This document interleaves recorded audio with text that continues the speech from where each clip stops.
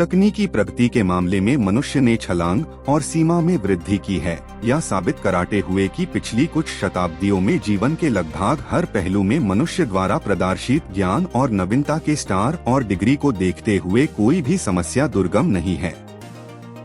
इसलिए आज के हमारे वीडियो में हम तकनीकी प्रगति के संदर्भ में इनमें से कुछ महान उपलब्धियों और प्रदर्शनों पर एक नजर डालने जा रहे हैं। इसलिए दुनिया के कुछ शीर्ष महानतम मानव निर्मित अजूबों पर एक नजर डाल रहे हैं। लेकिन इससे पहले कि हम इस वीडियो की शुरुआत करें, कृपया इस चैनल को अधिक तथ्यात्मक, मनोरंजक और शिक्षाप्रद सामग्री के लिए सदस्यता लेने के लिए कुछ समय दें, क्योंकि हम उन्हें आपके लिए साप्ताहिक आधार पर लाते हैं।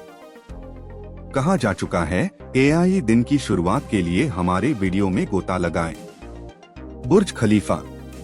पिछले कुछ दशकों से आर्किटेक्चर और स्ट्रक्चरल इंजीनियरिंग ने इतनी तेजी से प्रगति की है कि गगनचुंबी इमारतें अब दुनिया के कई सबसे बड़े और धनी शहरों में एक आम विशेषता बन गई है। और इस तरह हम मनुष्य के रचनात्मक चमत्कारों में से एक पर नजर डालते हैं। गगनचुंबी इमारतों के मामले में बुर्ज खलीफा दुबई।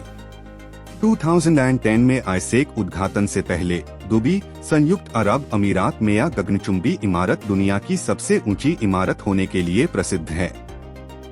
829.8 मीटर की कुल ऊंचाई और एंटीना को छोड़कर छत की ऊंचाई के साथ, लेकिन 242.6 मीटर शिखर सहित।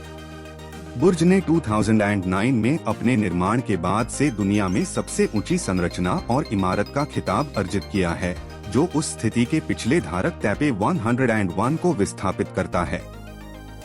इमारत के निर्माण का निर्णय तेल आधारित अर्थव्यवस्था से विविधता लाने और दुबई के लिए अंतर्राष्ट्रीय मान्यता प्राप्त कराने के सरकार के निर्णय पर आधारित था। 163 मंजिलों के साथ इसमें दुनिया का सबसे ऊंचा नाइट क्लब और दुनिया का सबसे ऊंचा रेस्तरां शामिल है। 2. चीन की महान दीवार। यह महान दीवार किलेबंदी की एक श्रृंखला है जो प्राचीन चीनी राज्यों और इंपीरियल चीन की ऐतिहासिक उत्तरी सीमाओं में विभिन्न खानाबदोश समूहों के खिलाफ सुरक्षा के रूप में 7वीं शताब्दी ईसा पूर्व के रूप में बनाई गई थे। चुनिंदा हिस्सों के साथ बाद में चीन के पहले सम्राट किन शी हुआंग शामिल हुए। जैसे जैसे समय आगे बढ़ा, कई क्रमिक राजवंशों ने सीमा की दीवारों के कई हिस्सों का निर्माण और रखरखाव किया। जहां तक रिकॉर्ड बता सकते हैं, दीवार के सबसे प्रसिद्ध हिस्सों का निर्माण और रखरखाव मिंग राजवंश द्वारा किया गया था। रक्षा के अलावा महान दीवार के अन्य उद्देश्यों में सीमा नियंत्रण शामिल है, जो सीमा मार्गों के साथ परिवहन की गए सामानों पर कर्तव्यों को लागू कराने, अप्रवासन के विनियमन और नियंत्रण और प्राचीन चीन के भीतर और बाहर जाने की अनुमति देता है। महान दीवार की रक्षात्मक विशेषताओं को प्रहरी दुर्ग, सैनी बैरकों और गैरिसन स्टेशनों के निर्माण द्वारा और बढ़ाया गया था, और आज तक महान दीवार की रक्षात्मक प्रणाली को आमतौर पर इतिहास में सबसे प्रभावशाली वास्तुशिल्प कार्यों में से एक माना जाता है। आज यह राष्ट्रीय पहचान के प्रतीक के रूप में खड़ा है, जो विदेशियों की लगातार लहरों द्वारा छोटे हिस्से में कायम है, जिन्होंने अपनी महिमा का जश्न मनाया है और अपनी मिठकों को कायम रखा है। 3. हूवर बांध।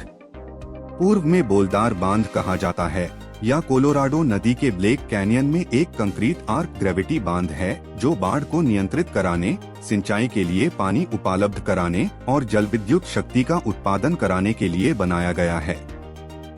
ग्रेट डिप्रेशन के दौरान 1931 और 1936 के बीच निर्मित।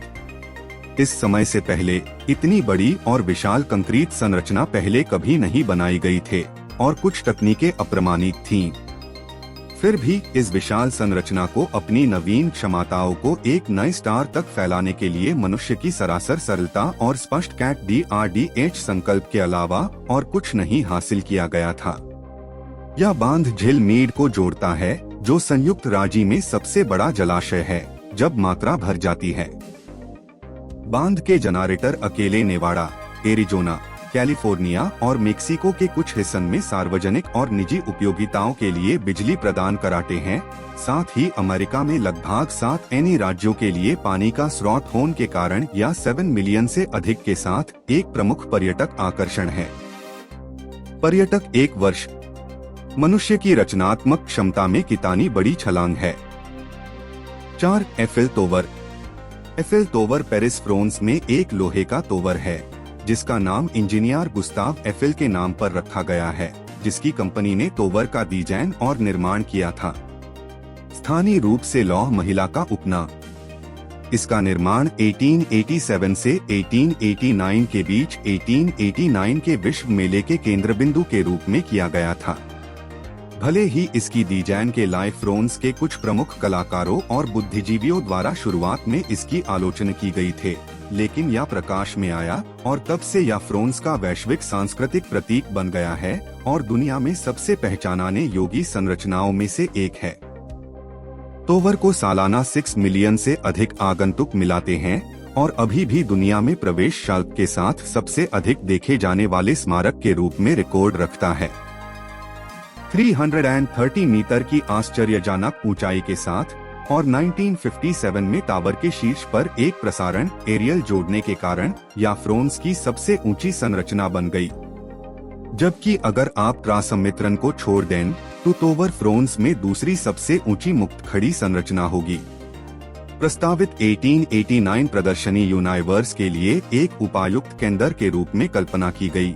फ्रांसीसी क्रांति के शताब्दी वर्ष का जश्न मनाने के लिए एक विश्व मेला और लगभग 2.5 मिलियन रिवेट्स द्वारा 18,000 से अधिक लोहे के टुकड़ों के साथ बनाया गया। हर रात लैंडमार्क को रोशन कराने वाले 20,000 से अधिक प्रकाश बाल्बों से सजी यह अद्भुत स्मारक निहारने के लिए एक दुर्लभ सुंदरता के अलावा और कुछ नहीं है। 5. सेंट पीटर की बेसिलिका। वेटिकन सिटी में स्थित एक चर्च है जो इटली में रोम शहर के भीतर स्थित पापल एन्क्लेव है।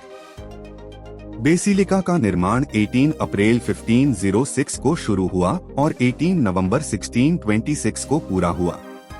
यह बासिलिक पुनर्जागरण वास्तुकला का सबसे प्रसिद्ध काम है और आंतरिक माप से दुनिया का सबसे बड़ा चर्च है।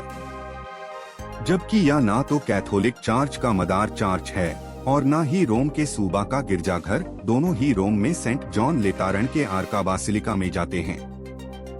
सेंट पीटर की बेसिलिका को सबसे पवित्र कैथोलिक तीर्थस्थलों में से एक माना जाता है और ईसाई दुनिया में एक अद्वितीय स्थान रखने के रूप में वर्णित किया गया है और ईसाई जगत के सभी चर्चों में सबसे महान के रूप में देखा जाता है। कैथोलिक परंपरा यह मानती है कि बासिलिक सेंट पीटर का दफन स्थल है जो कि यीशु के प्रेरितों के प्रमुख है और इस तरह परंपरा के अनुसार अंताकिया के पहले बिशप और बाद में रोम के पहले बिशप ने उन्हें पहला पॉप प्रदान किया। माना जाता है कि सेंट पीटर का मकबरा बासिलिक की ऊंची वेदी के ठीक नीचे है। यह बासिलिक एक तीर्थ स्थल के रूप में और अपने पूजा पाठ कार्यों के लिए प्रसिद्ध है। पॉप बेसिलिका या आसपास के सेंट पीटर स्क्वायर के भीतर पूरे वर्ष कई मुकदमों की अध्यक्षता करता है जो आमतौर पर भारी भीड़ खींचता है। इस जगह के प्रारंभिक ईसाई चर्च, पापेसी आदि के साथ कई ऐतिहासिक संबंध है। वास्तुकला के काम के रूप में अपनी उम्र की सबसे बड़ी इमारत माना जाता है जो 2.3 हेक्टेयर क्षेत्र को कवर करती है और वेटिकन सिटी की सबसे प्रमुख इमारत है। 6. Machu Picchu. 15वीं शताब्दी का इनका गढ़ है जो दक्षिणी पेरू में स्थित है। एंडिज पर्वत में समुद्र ताल से 7,000 फीट ऊपर है और 2,430 मीटर पर्वत रीच पर। अक्सर इनकास का खोया शहर के रूप में जाना जाता है। यह 1450 ईस्वी के आसपास निर्मित इनका साम्राज्य का सबसे परिचित प्रतीक है। इनका सभ्यता की कोई लिखित भाष्य नहीं थे और जहां तक ज्ञात है 19वीं शताब्दी तक किसी भी यूरोपी ने इस स्थल का दौरा नहीं किया था। हालांकि साइट स्पेनियार्ड्स द्वारा पता लगाने से बाक गई, लेकिन 1911 में प्रोफेसर हीराम बिंगम द्वारा खोज की जाने तक इसका एस्टिवी पश्चिम में व्यापक रूप से अज्ञात था। बिंगाहेम इनकास का खोया हुआ शहर विल्काबम्बा की मांग कर रहा था, जहां से अंतिम इनका शासकों ने 1572 तक स्पेनिश शासन के खिलाफ विद्रोह का NETRTV किया।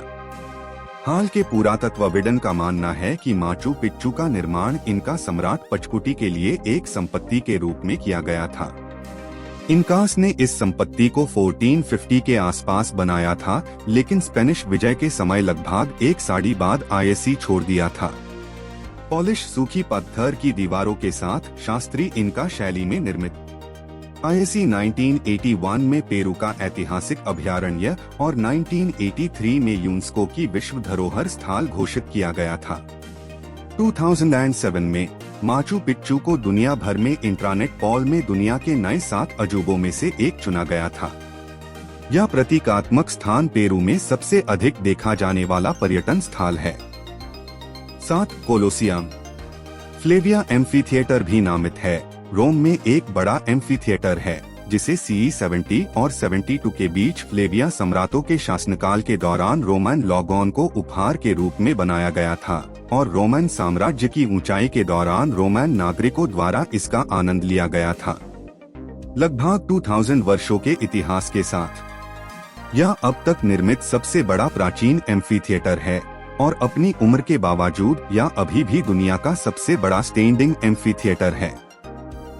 अपने इतिहास के विभिन्न बाइंड्यून पार अनुमानित 50 से 80,000 दर्शकों को रखने में सक्षम ग्लेडिटोरियल प्रतियोगिताओं और जानवरों के शिकार, निष्पादन, रोमन पौराणिक कथाओं पर आधारित प्रसिद्ध लड़ाइयों और नाटकों सहित सार्वजनिक चश्मे के लिए उपयोग किया जाता है और संक्षेप में समुद्री युद्धों का मजाक उड़ाया जाता है।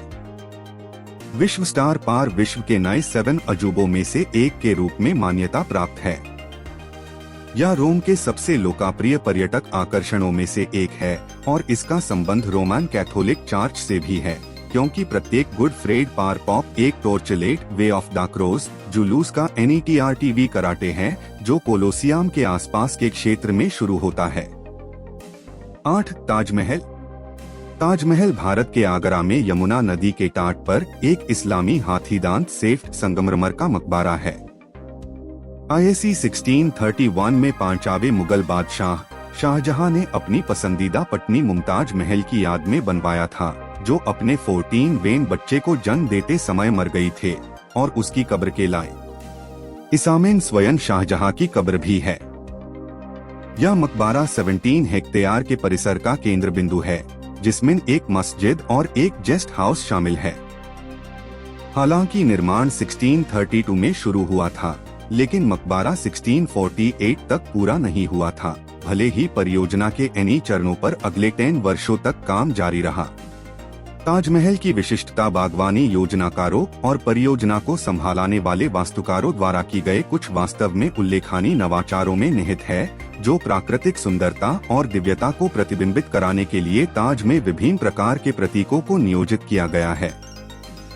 आईएससी 1983 में भारत में मुस्लिम कला का गहना और दुनिया की विरासत की सार्वभौमिक रूप से प्रशंसित कृतियों में से एक होने के लिए यूनेस्को की विश्व धरोहर स्थल के रूप में नामित किया गया था।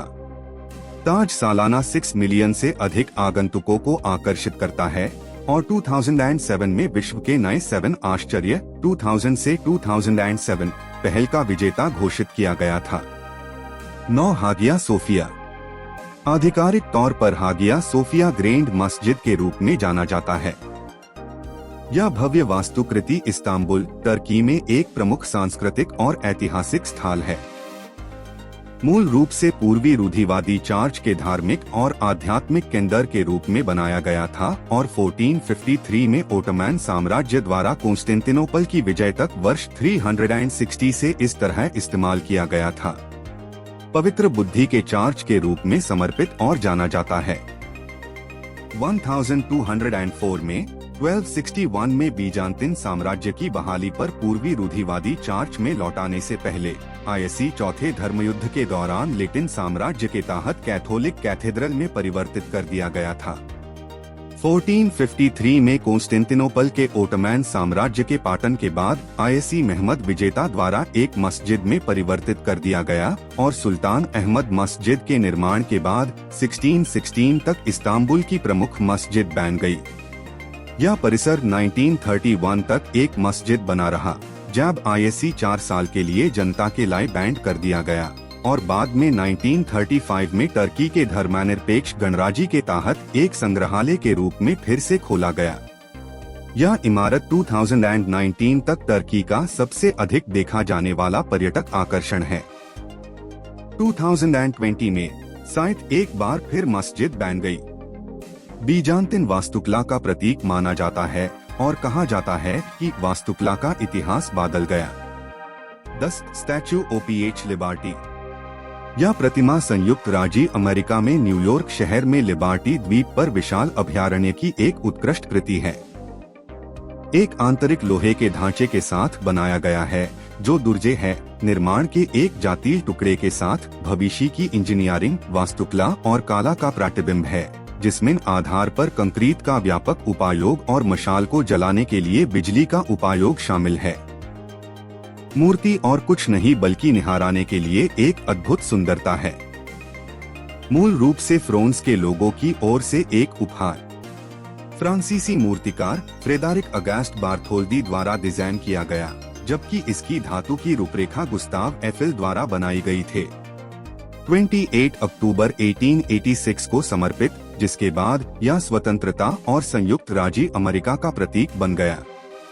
डिजाइन के अत्यधिक शक्तिशाली प्रतीकात्मक टैटून में संयुक्त राज्य अमेरिका की स्वतंत्रता की घोषणा शामिल है, जिसे मूर्ति अपने बाएं हाथ में रखती है।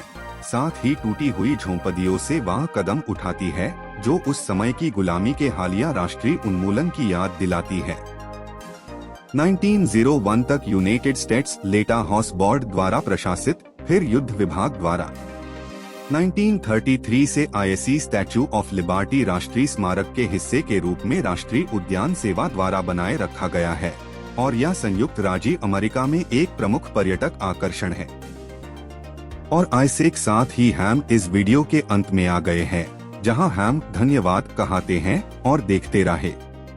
अगर आपको हमारा वीडियो पसंद आया हो तो कृपया लाइक बटन पर क्लिक करें। हमारे ऐनी रोचक और शिक्षाप्रद वीडियो के बारे में आपको सूचित कराने के लिए अधिसूचना घंटी पर भी क्लिक करें।